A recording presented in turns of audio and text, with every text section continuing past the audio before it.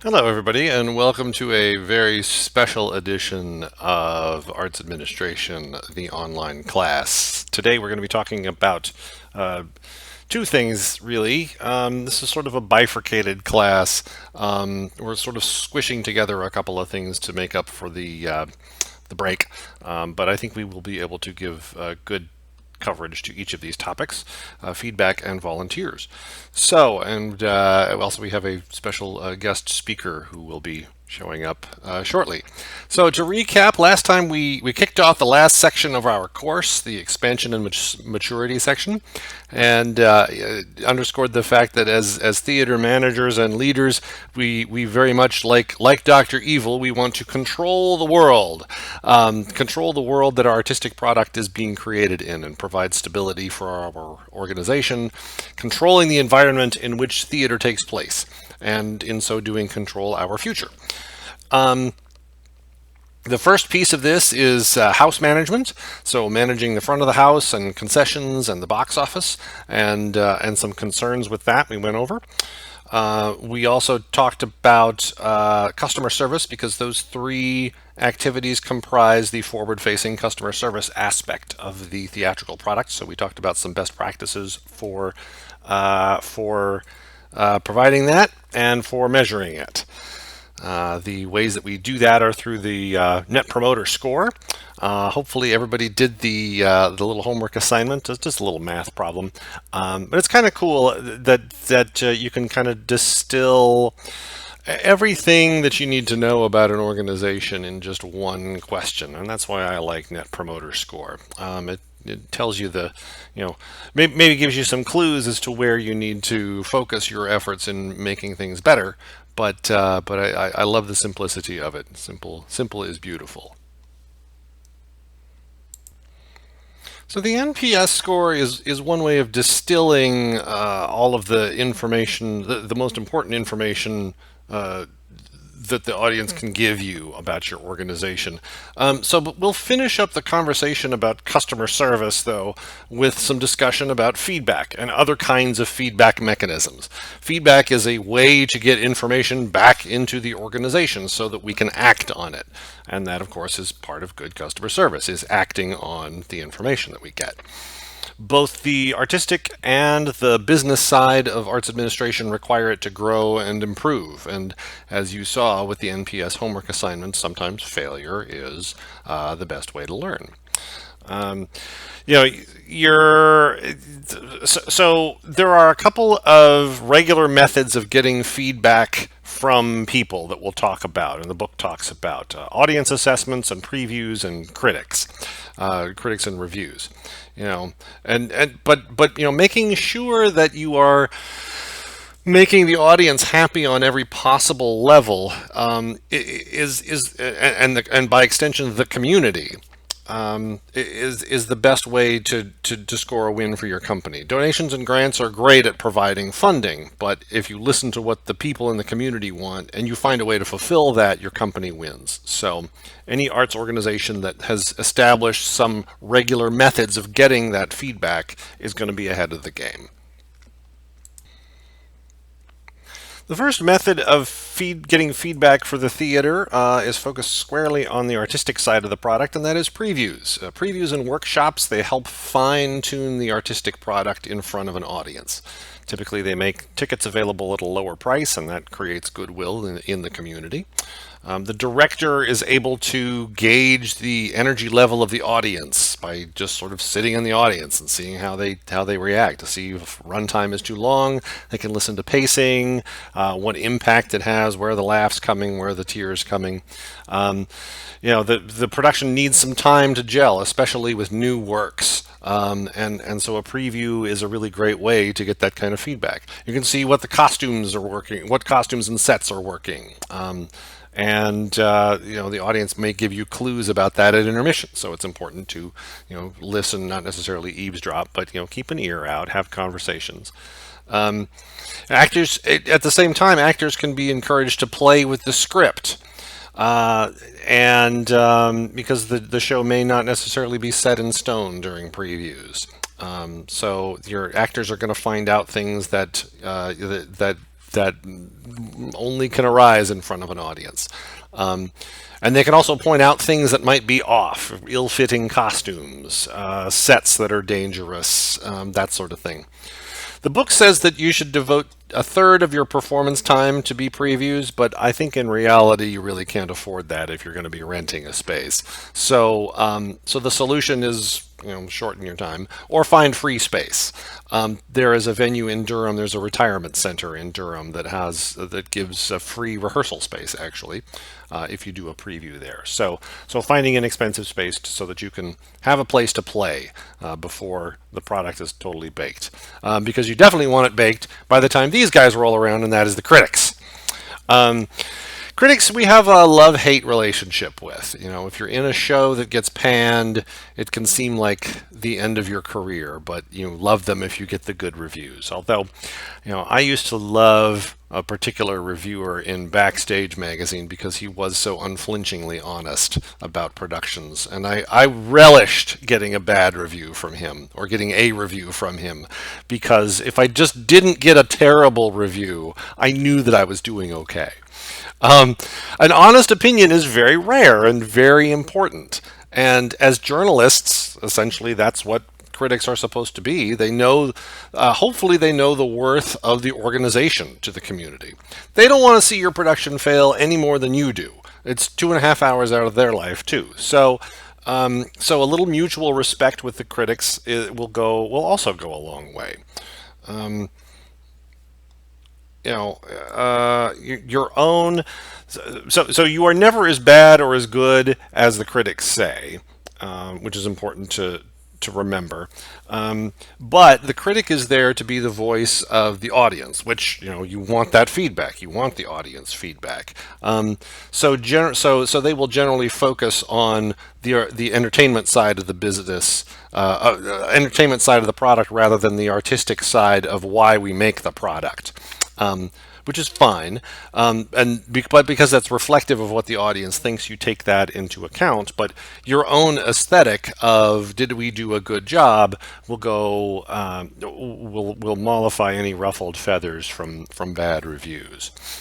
So reach out to your critics, reach out to your organizations that are providing people to come to your shows, and engage them, because it's in everybody's best interest to have as good a product as possible.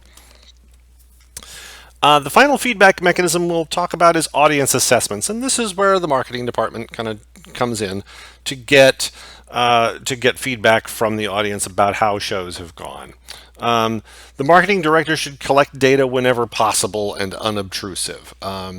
The book talks about having a conversation after the show to record a reaction to the performance, and just do this immediately after the show. I think this maybe shows the age of the book a little bit, but because asking via email is probably more effective.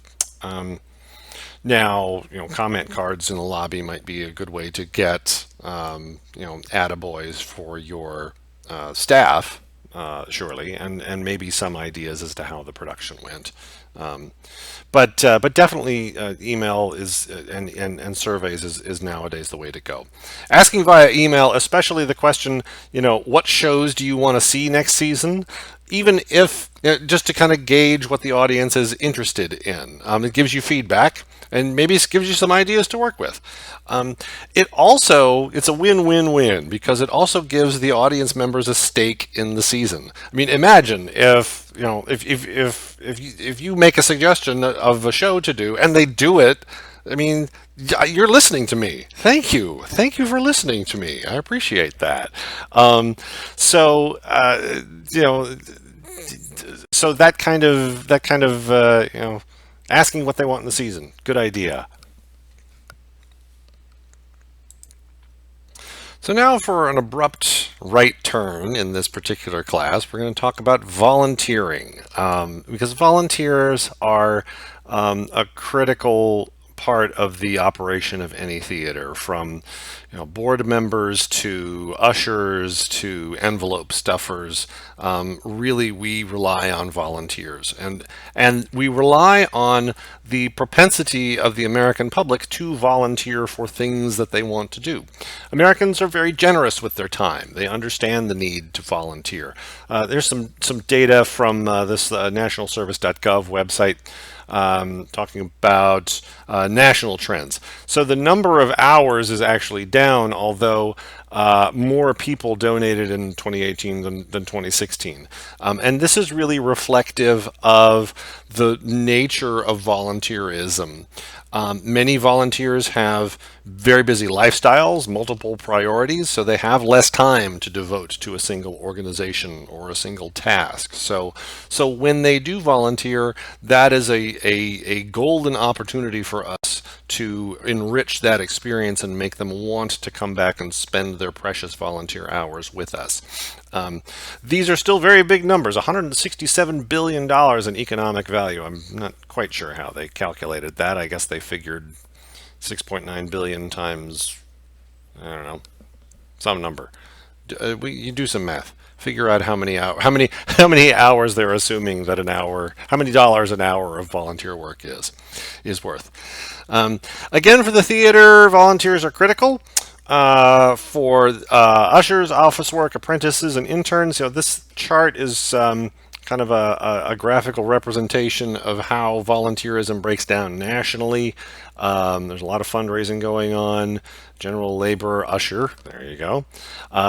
Volunteer music and performance art activities, perfect for the theater. But all of these activities keep our costs down, and they provide necessary services. So stuffing envelopes, marketing, assisting with fundraising events.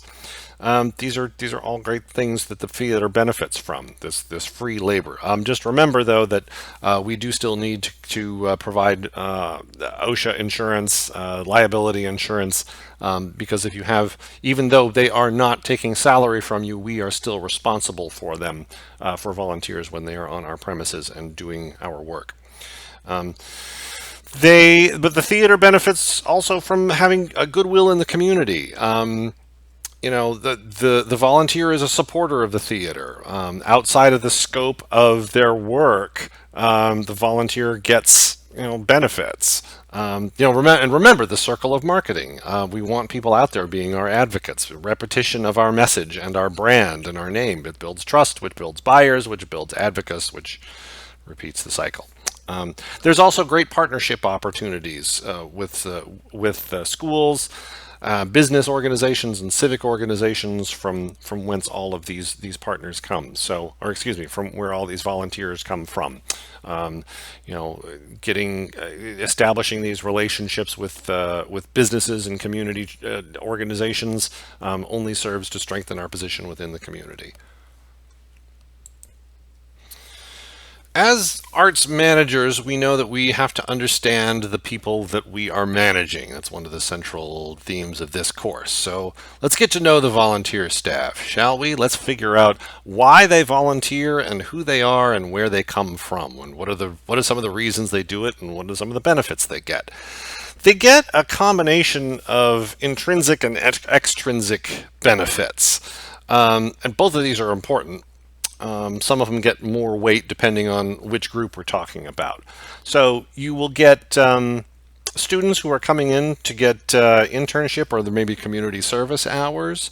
They're there for a very different reason from executives and professionals who are looking for maybe promotion or leadership opportunities within their own companies. You'll also have whole companies that establish programs, volunteerism programs, for their participation programs for their employees, which establishes their commitment to the community as a business. And then, of course, you've got retirees who want to stay active and engaged and social, and that's just a huge health benefit for all of us, actually. So the intrinsic benefits for volunteering to be aware of are it helps you feel better about yourself. It gives you better self-esteem. By doing something for no pay, you feel needed. You definitely you're in it because you want to feel needed and you want to earn respect from people around you, or maybe not even necessarily involved in the volunteer activity. Um, Altruism, just helping others feel good. This is always if you want to forget about your own troubles, help somebody. Companionship, meeting people, doing something worthwhile together. It's not just getting together and talking, it's actually accomplishing a task. Demonstration of devotion is another big one. A lot of people who participate in organizations or who believe in their mission do it because they believe in what the organization does, and so that's why they're there. They are demonstrating. It's important to demonstrate your faith in an organization, the churches and theaters. Um, some volunteers seek out the arts because they have artistic aspirations also, and or they want to be closer to the arts world. And in that case, it's very important for the organization to be very clear about what the expectations are of what a volunteer can expect for volunteering in the arts on the artistic side of the business. Um, so so that's something to be a little bit careful of when we're talking about intrinsic benefits. So extrinsic benefits, these are also very, very important. A lot of people are there to learn. I mean, this is your typical student wants to collect experience and increase their job opportunities. Networking, creating professional contacts. Your executives are there to do that. Fulfilling program requirements. Again, back to schools. Everybody likes perks too. It's nice to know that you can get access to people and kind of rub elbows with the performers or with the artists that are coming through. Getting access to party invitations, cast party invites, tickets, swag, T-shirts, that sort of thing. Um, and then public recognition. Everybody likes to be acknowledged for their good work, even if it's just a pat on the back or a listing in the program. It's great to see your name in the program. Little rewards, little recognition dinners, even a free meal. Just for showing up and helping people to their seats. People feel good from public accolades, and actors are not alone in this. So the benefits that we as the arts organization get from having volunteers, we get getting stuff done at low cost. We only realize those when the volunteers get their benefits. And since they are looking for this combination of extrinsic and intrinsic benefits, it's complicated. It's not as simple as just writing a check and providing health insurance to people.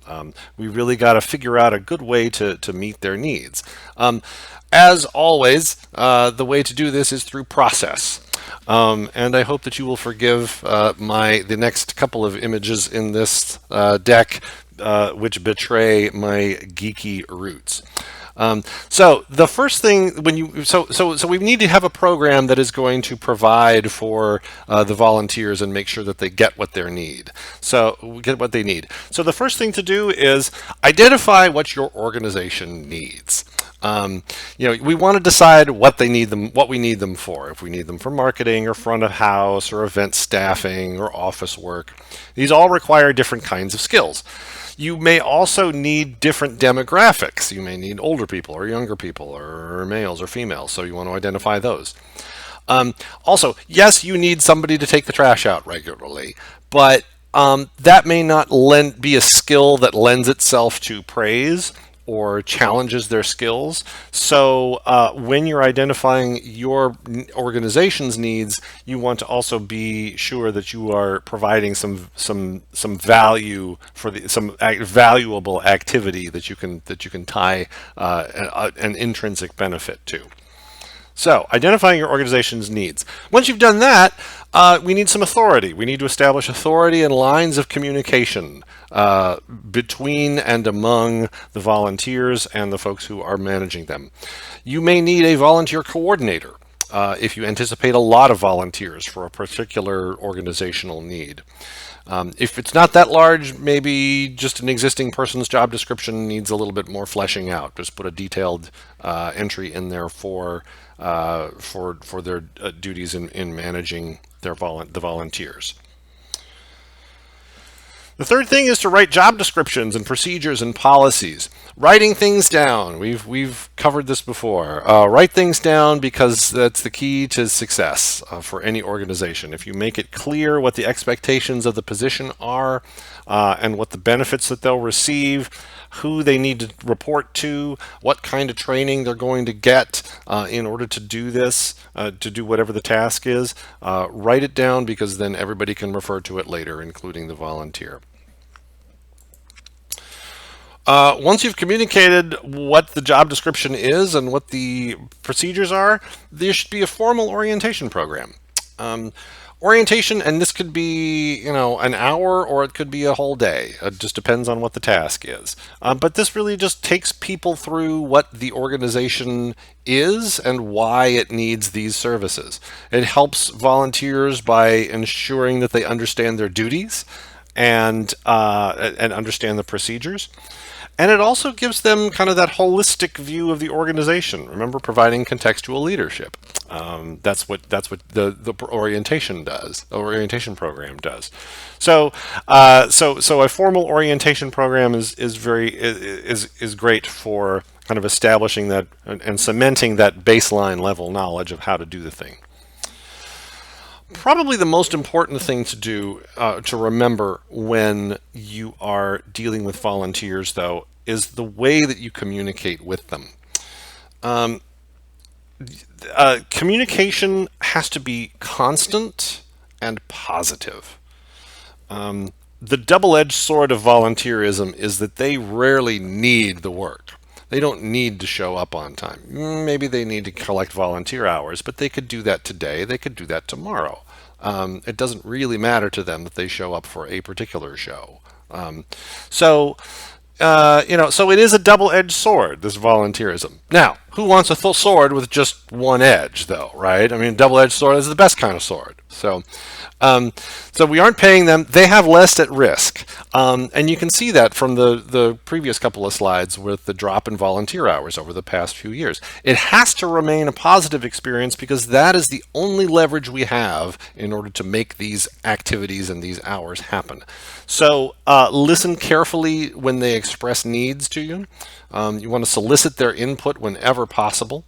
And be flexible with shifts and hours. Coordinating volunteers may not be very well suited to everybody in this class. So, but it's important to have volunteers who are happy doing what they do. Because imagine what if you have a surly usher, who didn't get what they, who was forced to show up on, and was yelled at by his volunteer coordinator. What impact does that have on the theatrical experience to have an usher who's in a bad mood? And finally, recognize good work. Recognition for the important work that they do for us really goes a long way. It helps them feel needed, it helps them feel important, and get that sense of satisfaction from a job well done. A simple thank you, stickers and name tags, recognition banquets like we were talking before.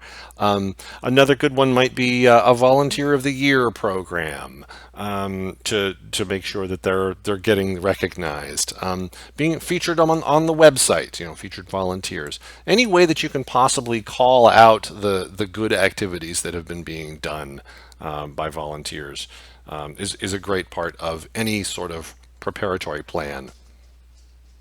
Finished up talking about putting some structure around the volunteers in our organization, and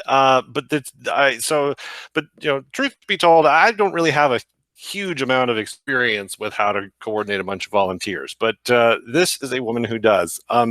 Caroline Farmer is a native of Raleigh, North Carolina. She serves for Governor Roy Cooper as Executive Director of North Carolina Commission on Volunteerism and Community Service.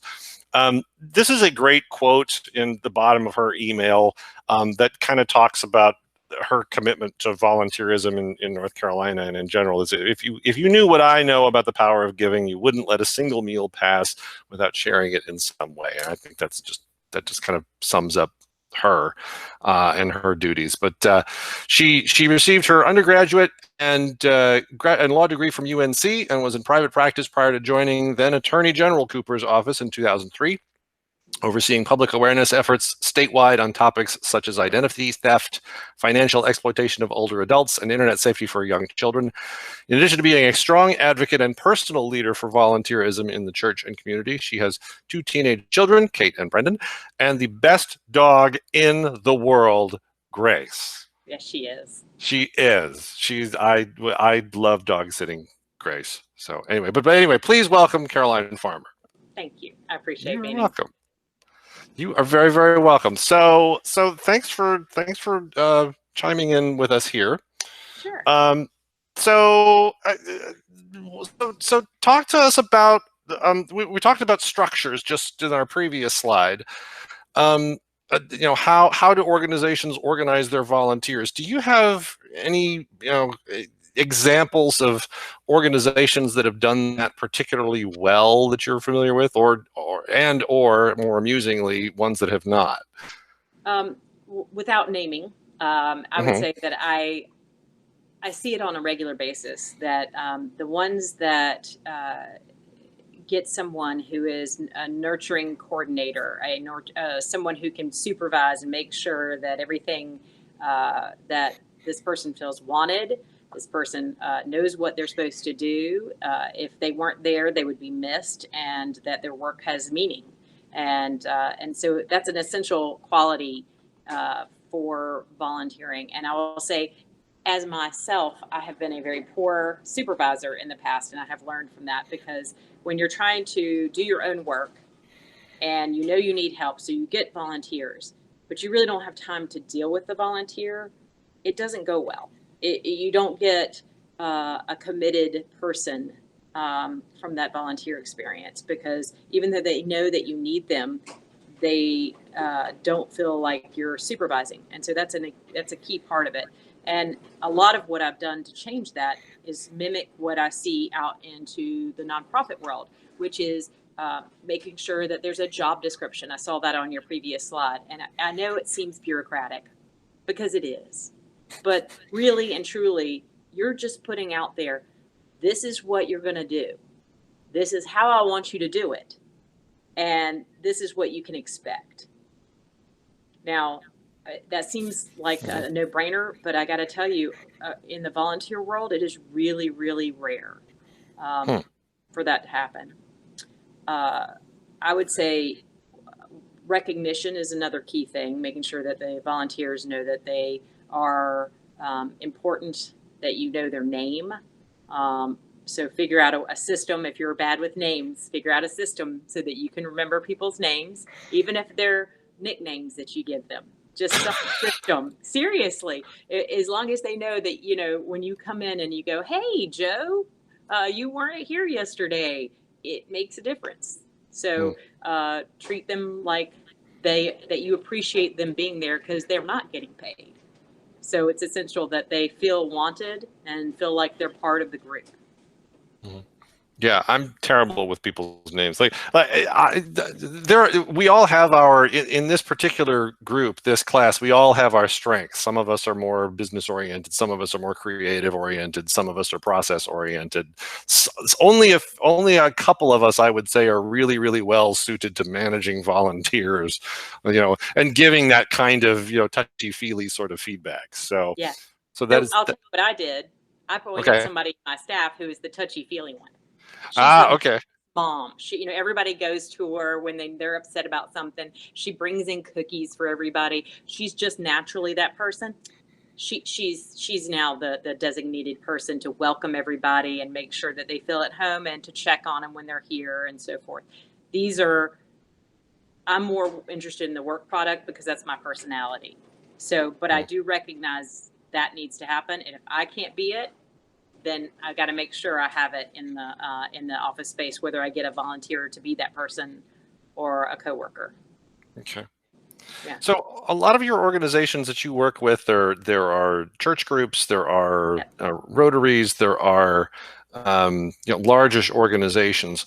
How do they? well, we want to be able to pick volunteers that are good for particular tasks in the Right. theater. How do you do that well, or how do organizations do that?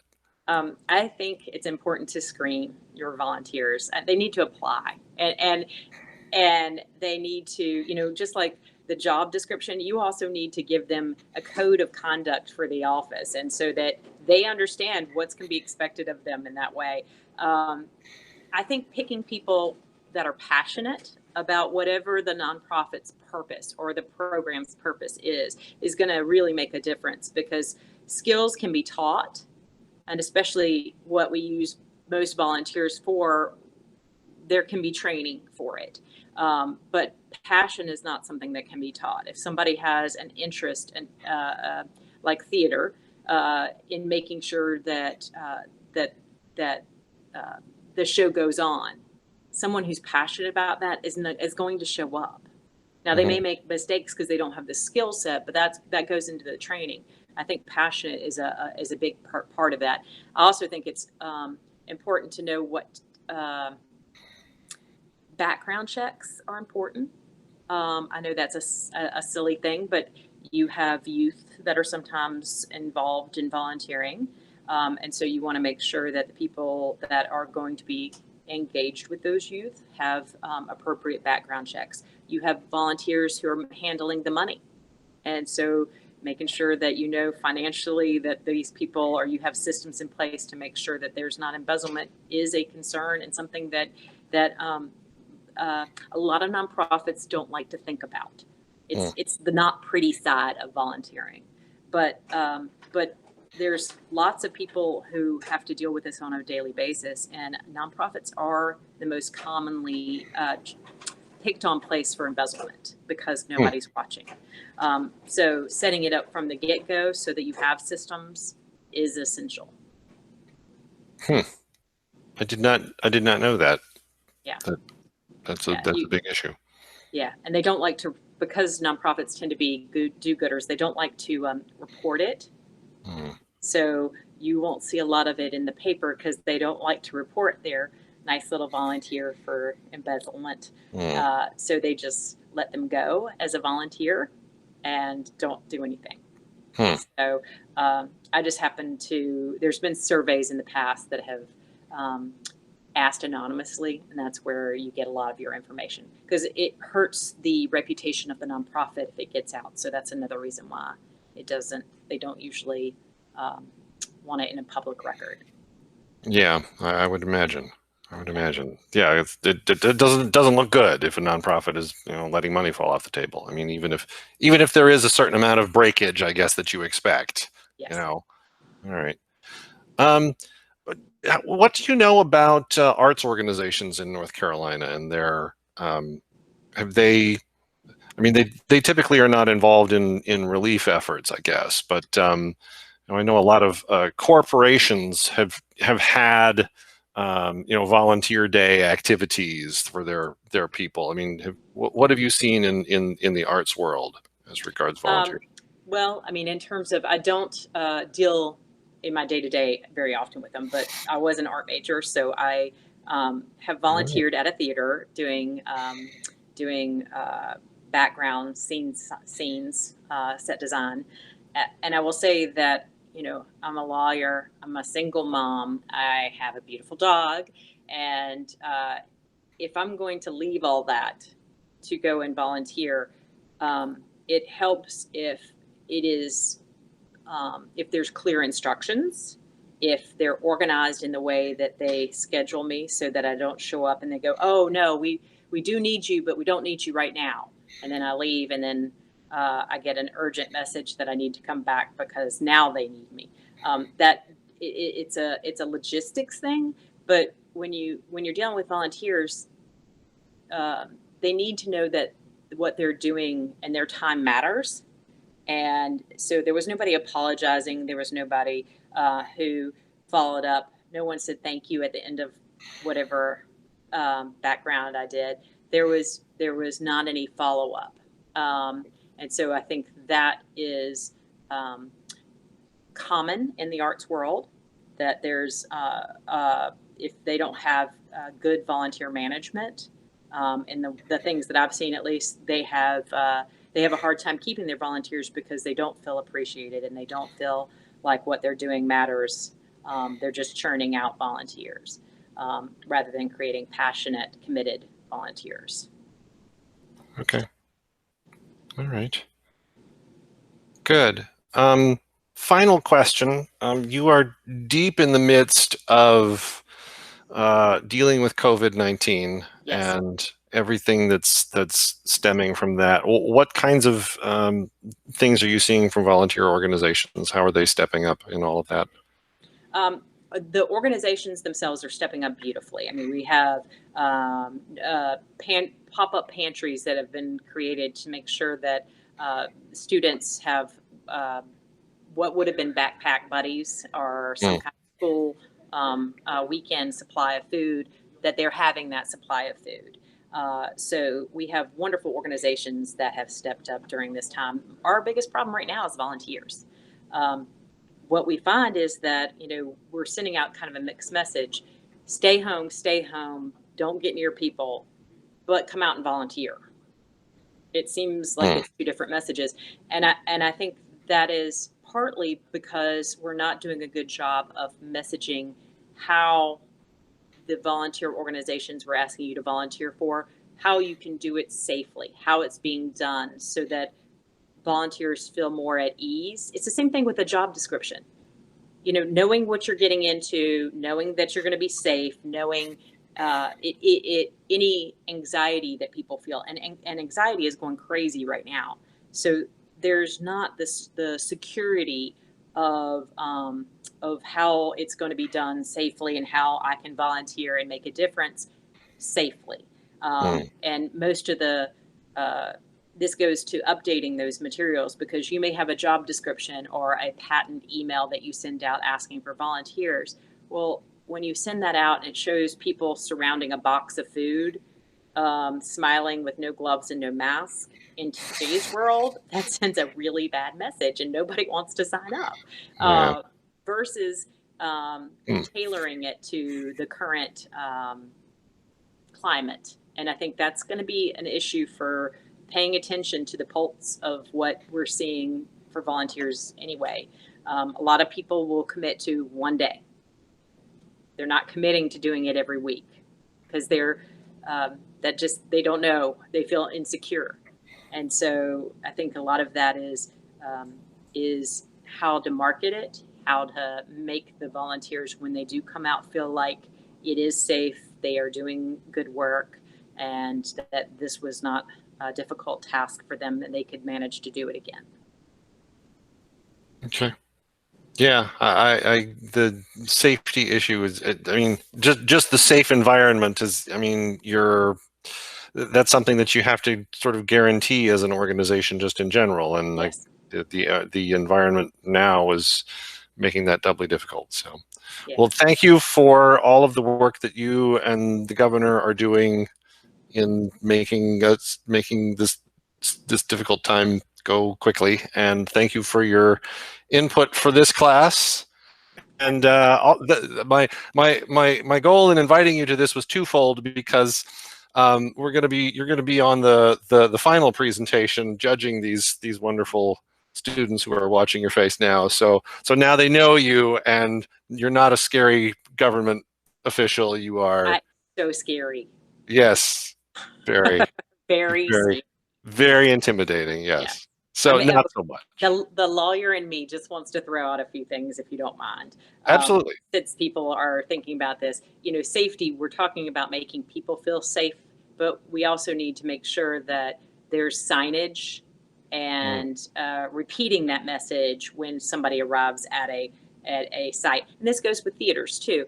I mean, you need to know where's the first aid kit, where's the fire extinguisher, nobody gives you a tour when you come to volunteer of here's all the safety things.